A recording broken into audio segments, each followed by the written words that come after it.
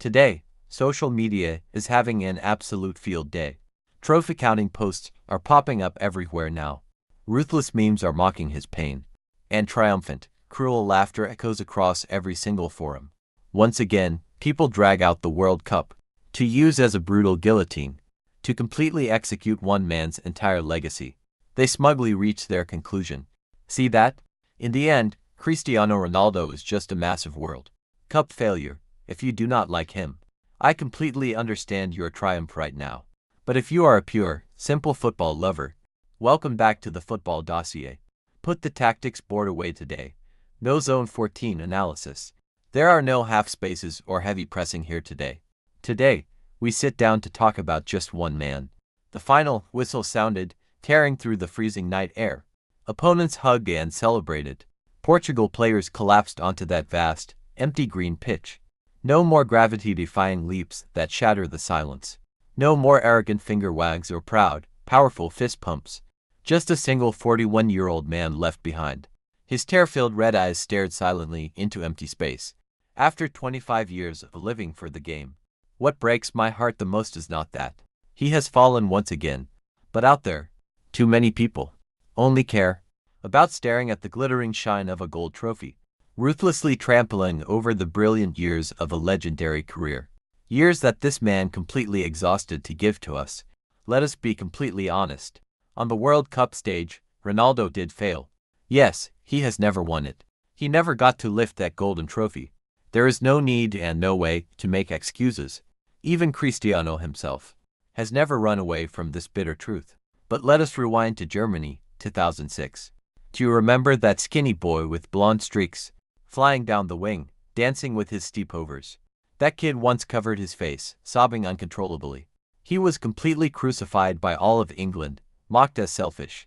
The kid who loved to showboat. From the very ashes of that hatred, a true monster was born. Germany, South Africa, Brazil, Russia, Qatar, and North America. 6 World Cups over 25 years of youth. That same crybaby boy, who once was, has forged himself into a grown man, a leader carrying the hopes of an entire nation on his back. With every World Cup that passed, he lost a bit of speed and gained a few more wrinkles. But the pressure grew 10,000 times heavier. 6 times knocking on heaven's door, 6 times walking away in defeat. But tell me, does a single failure in a brief tournament lasting only 1 month really have the power to erase a legacy of 2 decades of absolute, extraordinary grind? If football only uses the World Cup trophy as the ultimate measure of true greatness, then this sport turns out to be incredibly small and pragmatic, almost pitifully so. Without a doubt, today the name Messi will be screamed out again. Messi has a World Cup. Ronaldo does not. This endless, meaningless war will probably follow us to the grave. But to anyone using the World Cup to drag Ronaldo down, answer me this. Does lacking that trophy make those legendary nights of fiery Champions League football suddenly turn into a complete lie? Absolutely not. Do nearly 1,000 goals scored against top teams suddenly turn into worthless scrap paper? No way. Does crowning Portugal champions of Europe back in 2016 just get completely wiped from the history books? Not a chance. The cold truth is that Ronaldo set a brutally cruel trap for his own career. He stayed at the absolute top for too long, making the utterly extraordinary seem like a regular occurrence. If another striker scores 20 goals a season, they are hailed as a superstar. But Ronaldo, he scores 40 goals and gets mocked for only scoring tap-ins and pens. His peers, players like Kaká, Rooney, and Schneider, or Hazard, who was winding down by 32. By 35, they either retired or let themselves go. They just call it the law of time. But Ronaldo at 41, an age when most men haul beer bellies to local pitches every weekend, he still steps onto the pitch, gritting his teeth to race 20-year-olds. Still furious whenever a teammate misplaces a pass. And yet, people turn around and call him dead weight. A selfish man who refuses to accept his age. Absolutely ridiculous. We never once questioned the greatness of St. Johann, Cruyff or Paolo Maldini, just because they never won a World Cup. So why does that same standard have to be so incredibly harsh and toxic when applied to Cristiano Ronaldo? This world is always so obsessed with singing praises for geniuses whose feet were kissed by God, If football is indeed a gift from nature, trust me, Ronaldo is not that kind of genius. The way we describe Messi or Ronaldinho, Ronaldo is the product of an obsessive will. He manually molded himself from a skinny kid in Madeira into the most terrifying athletic machine in human history. Do you guys even know what the greatest legacy of CR7 is? It is not his 5 Ballon d'Ors, and it is not his endless stream of records.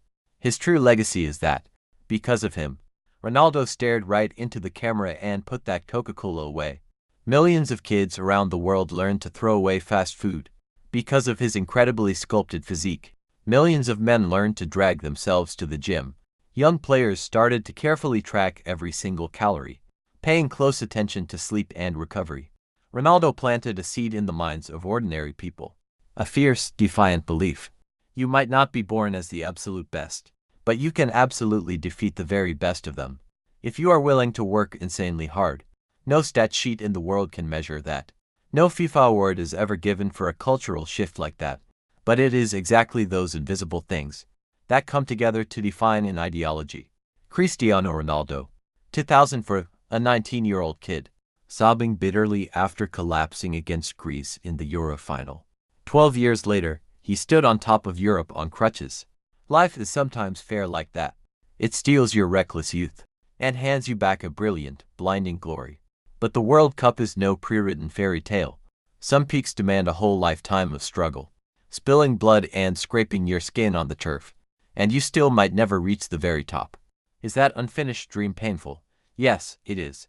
Yet, it is that exact struggle that drags Cristiano Ronaldo down from being a distant god and makes him a human of flesh and bone. He also knows helplessness, he also knows despair, just like the way millions of us are, struggling with the unfinished dreams of our lives. A day will come when football no longer has CR7. There will be no more gravity-defying leaps, no more proud, wide-legged stances before a free kick. The kids of Generation Alpha will someday watch blurry, low-resolution videos online and ask, "Dad, was this guy actually that good back then?" And us, the fans who spent our youth watching him, we will smile and pat their heads. The camera could never capture it all, kid. Football was once blessed with 2 geniuses, one who turned the game into poetry, and another who turned sheer discipline into pure magic. Cristiano, if today you must hang your head and leave the pitch, please do not think of yourself as a failure. The world loves you, not because you were born to lift the gold trophy. They love you because every time you fell and bled, you grit your teeth and stood right back up. You do not need a World Cup trophy.